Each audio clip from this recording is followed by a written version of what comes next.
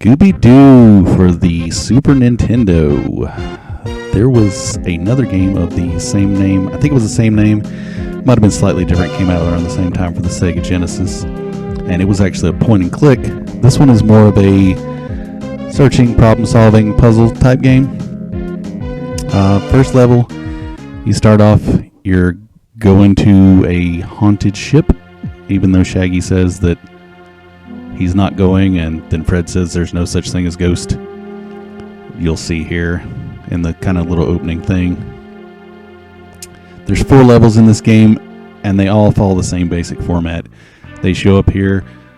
First thing you do, take control of Shaggy and Scoob, and you walk right into, guess what? A spooky pirate ghost. So, what you're trying to do in this game is solve the mystery, just like an episode. You don't necessarily have a life meter, but you do have a fear meter up at the top, and when that fear meter fills up, you get a little cutscene here and you lose a life.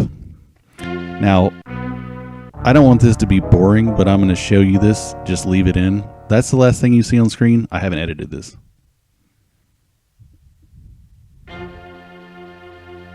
Do you see how long it is before you get to play again? So, you find Daphne, and she always gives you Scooby snacks, which will lower your fear meter. In this first interaction, she says be careful because she only has a few. I'll go ahead and tell you, I have never run into her in this game where she has not had Scooby snacks. So, maybe she's lying trying to keep it for herself. Who knows? You find items, you take it to Velma, and she will say if it's a clue or not, and it'll add more to the mystery that's unfolding. It's always something clever about how the suitcase should be waterlogged. Sometimes when you run into the ghost or whatever it may be, there are items that you can use. You don't necessarily have a straight up attack, but you do find things that you can use. Now, I've heard of games being cryptic, but look, this would be what is known as the opposite of cryptic. Search here. Cool. Found an item. Sometimes it's helpful though, because it'll tell you, as you see here, drop this crate here. I would have no idea that I'm supposed to drop that crate. This also leads me to what I believe to be the most frustrating part of this game, which is the platforming. I'm never sure if I'm supposed to stand at the edge, if Scooby also counts as if he gets on it or not. But coming from somebody who played terrible NES jumps, Mega Man, Castlevania, where you had to be pixel perfect, this is just really, really frustrating, and it takes me forever. And here, look at this. Did I touch this rat? Did I? Did I? Am I touching a rat right now? I'm not? I don't think so. But you know what? Dead anyway. So the hit detection is also something weird. If you miss a platform, there is fall damage. In this part of the game, you have to climb up all these boxes to get this teddy bear, which is a required item.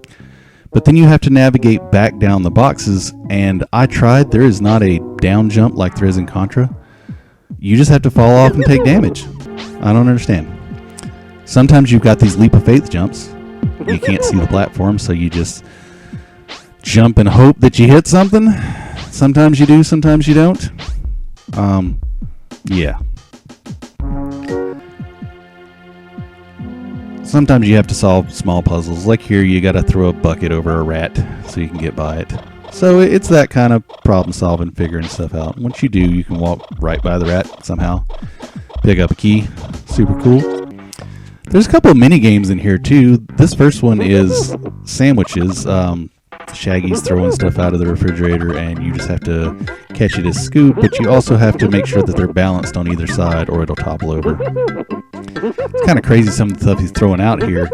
I know they make outrageous sandwiches on the show, but that's obviously a live chicken that had feathers on it, and now it's just a drumstick. So, you know, what a sandwich.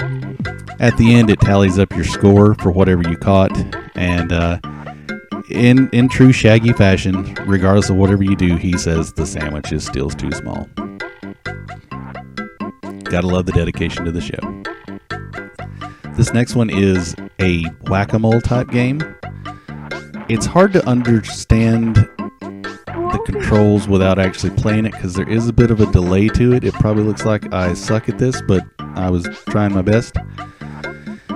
Once you get into the later rounds, Scooby or some of the other gang will show up, and if you hit them, then you get a penalty.